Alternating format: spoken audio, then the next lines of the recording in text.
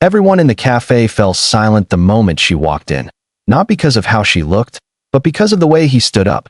Everyone expected laughter, a joke, a cruel rejection. But what came out of the single dad's mouth left the entire room in tears. This is their story that the Estone Michael Adams had learned to live with silence. Not the peaceful kind, but the heavy silence that comes after losing someone you love. His wife, Emily, passed away 3 years ago. Since then, his world revolved around two things: his 7-year-old daughter, Lily, and surviving each day without falling apart to everyone around him. Michael was the kindest single dad in their small community, gentle, devoted, and hardworking. But deep down, he was lonely, desperately lonely. He never said it, but people could see it in the tired smile he wore every morning. His friends saw it too. And that's how the plan began. A blind date, a date he didn't ask for, with a girl he didn't know. The SUP his friends, Josh and Megan, cornered him after work. "Mike, buddy, you need to get out. You can't keep living like this." "I'm fine," Michael insisted, tightening his grip on the lunchbox he carried for Lily. "You're surviving," Megan said softly. "That's not the same as living." Before he could refuse, they revealed the plan. A simple dinner. Nothing fancy. Just a chance to talk to someone. Her name was Grace. They didn't show him pictures. They didn't tell him details. They just said she was kind. And the truth was, Michael missed kindness so he agreed. Mostly to stop them from nagging. But a small part of him whispered maybe, just maybe. He was ready to enter. Jane Grace Thompson sat in the corner of the cafe, nervously twisting the strap of her purse. She wasn't used to dates, especially blind dates. She had spent most of her life battling comments, stares, and whispers. People rarely looked past her weight, rarely wondered about the heart beneath the surface. Grace worked 2 jobs, took care of her grandmother, and still found time to volunteer at the library's reading program.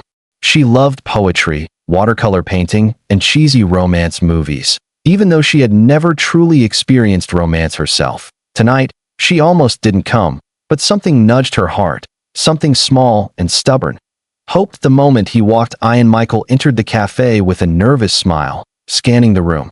People watched him, some with sympathy, some with admiration, because everyone knew his story. When he spotted Grace, he froze, not because he was shocked by her weight, but because she looked scared, truly scared. He saw her swallow hard, saw her brace herself like she expected him to walk away.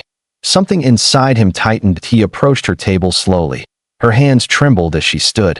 And then, it happened. Everyone expected cruelty. A group of young adults in the corner snickered. One of them whispered, not quietly enough. "Poor guy probably got tricked into it." Grace's face fell. She started to reach for her purse, ready to flee. But Michael did something no one expected. He stood taller, stepped closer, and gently extended his hand to her. "Hi, Grace," he said warmly. "Thank you for meeting me. You look lovely tonight." The entire cafe went silent. Even the ones who smirked earlier stopped breathing. Grace blinked in surprise, trying to find her voice. "You're not leaving?" Michael frowned. "Leaving? Why would I leave?" She gestured at herself, her voice cracking. "Most men don't stay when they realize," he cut her off softly. "Grace, I didn't come here for a body. I came here to meet a person." Her eyes filled with tears, and that was the moment that left the entire cafe stunned. The date that changed. They talked for 2 hours. Michael learned that Grace loved poetry, so he told her how his late wife used to read it at night. Grace learned that Michael's life revolved around Lily, so she laughed when he said he still didn't know how to braid hair properly. Slowly, the air changed, from awkwardness to comfort, to something warm neither of them expected. Grace was funny, really funny. Michael was thoughtful in a way that made her feel seen. And when the waiter brought dessert, Grace hesitated. "I shouldn't." Michael shook his head gently. "Hey, if you want it, order it. Don't live your life based on what you think others expect. You deserve sweetness, Grace." Her breath caught. No one had ever talked to her like that. The challenges they to the world wasn't kind. When Michael walked her to the bus stop, someone passing by muttered, "Odd couple." Another smirked. "He must be desperate." Michael felt Grace go still beside him. Her shoulders curled in, as if she were trying to shrink into herself. He turned to her and said quietly, "Grace, look at me." She lifted her eyes. "Please don't let others decide your worth," he whispered. "You're more than their opinions." Grace choked back tears. I'm just scared, she admitted. People judge me before they know me. And people judge me too, he answered. Some think I should have moved on by now. Some think no woman will ever love a widower with a kid. He paused. But we don't live for them. That night, something between them shifted, something fragile, something new, something hopeful. Lily meets Gracie a week later. Michael invited Grace to the park. Not a date, just a chance to meet Lily. Grace baked cookies, burned a few, but managed a decent batch. Her hands trembled the whole drive there. But when Lily saw her, she ran straight into her arms. You smell like cookies. Lily squealed. Grace burst out laughing, relief flooding through her. As they sat on the bench watching Lily play, Michael asked, You okay? Grace nodded slowly. She's wonderful. She likes you, he said. Kids don't hide how they feel. Grace looked at him, eyes soft. I like her too. Michael's heart fluttered in a way it hadn't in years. But happiness has a way of attracting insecurities. One evening, after a beautiful day together, Grace suddenly pulled away. I'm not good enough for you, she whispered. You deserve someone better, someone prettier, someone people won't whisper about. Michael reached for her hand. Grace, I don't care what the world thinks. I care what Lily thinks. And I care what I feel when I'm with you. But, Grace, he said gently, you're the first person who's made me laugh in years. You make Lily smile. And you make me feel alive. She broke into tears. I'm scared, Michael.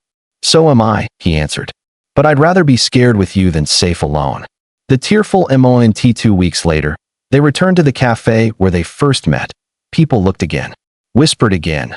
Grace hesitated, but Michael took her hand and kissed it gently. Let them watch, he said, and loudly, clearly, so everyone heard. He added, This is the woman who brought light back into my life, the woman my daughter adores, the woman who taught me to live again. Her kindness is more beautiful than any face I've ever seen. Grace gasped, covering her mouth. A woman nearby wiped her tears. Even the ones who once mocked them bowed their heads in shame, because in that moment, Michael wasn't defending her weight. He was honoring her worth.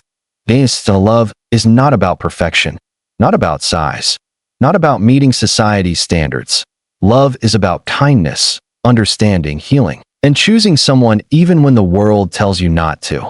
Michael chose Grace. Grace chose hope, and Lily chose them both. Together, they became a family. A family built not on perfection, but on love that saw deeper than the surface. Red Heart Call TO, and if this story touched your heart, please comment below. Sparkles, love sees the soul. And don't forget to like, share, and subscribe to my channel. Be kind always for more emotional, inspiring stories that remind us. Kindness changes everything. Be kind. Always.